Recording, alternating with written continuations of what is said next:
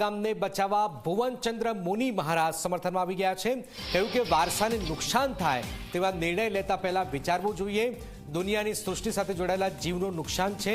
દરિયામાં કેમિકલવાળું પાણી જશે તો વધારે નુકસાન છે। જમીન, પાણી અને હવાને નુકસાન થશે। આવા ઉદ્યોગોના કારણે લોકોના સ્વાસ્થ્યને પણ મોટું નુકસાન થાય છે। વિરોધ હોવા છતાં સરકાર કેમ કોઈ કાર્યવાહી નથી કરતી, તે આ સૌથી મોટો સવાલ છે।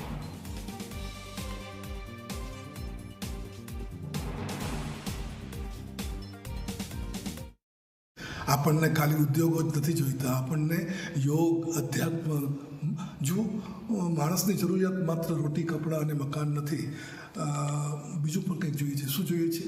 માનસિક શાંતિ જોઈએ છે, સદ્ગુણો જોઈએ છે, જ્ઞાન જોઈએ છે, મનોબળ, આત્મવિકાસ। આ જે વિપશ્યના સાધના છે ને, એ માનસિક શાંતિ, આધ્યાત્મિક વિકાસ, સદ્ગુણોનો વિકાસ, સામાજિક સમન્વય, આ બધા ઉપર કેન્દ્રિત છે।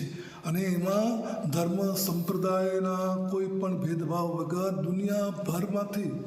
દુનિયાભરમાંથી અને તેમાં તમને કહું ખાસ કે આ જે વાડાનું સેન્ટર છે, વિપશ્યના સેન્ટર, એ આજે આંતરરાષ્ટ્રીય લેવલ પર પહોંચી ગયું છે।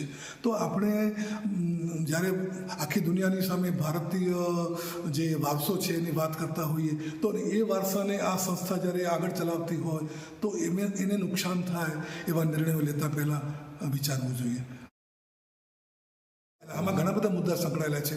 આમ જોવા જઈએ તો અહિંસાની વાત તો આમાં આવશે જ। ભારત દેશ છે, અહિંસાનો વારસો છે, અહિંસાની ભાવના રગે રગમાં હોવી જોઈએ અને આપણી નીતિઓ અહિંસાને અનુકૂળ એવી હોવી જોઈએ। અહીં તો પર્યાવરણને નુકસાન થવાનું છે। એમણે સમુદ્રમાં આ બધું કેમિકલવાળું પાણી જશે ત્યારે શું થશે? નુકસાન જ નુકસાન છે। પ્રાણી સૃષ્ટિને નુકસાન છે, જમીનને, ખેતીવાડીની જમીન, પાણી અને હવા ત્રણેયને નુકસાન થવાનું છે। જમીનોનું નુકસાન છે, કૃષિને નુકસાન છે, માનવ વસ્તી ત્યાં છે, એમનું જીવન દોહેલું થઈ જશે, એમના આરોગ્યના સવાલ ઊભા થશે, એમના જે જમીનો કંપની વાપરવાની છે એ સિવાયની બાકીની જમીનો પણ ખરાબ થવાની છે આજુબાજુની। આ બધું નુકસાન નહીં ગણવાનું। સરકાર સંવેદનહીન કેમ બની શકે? આવી બધી વાતોમાં સંવેદના હોવી જોઈએ।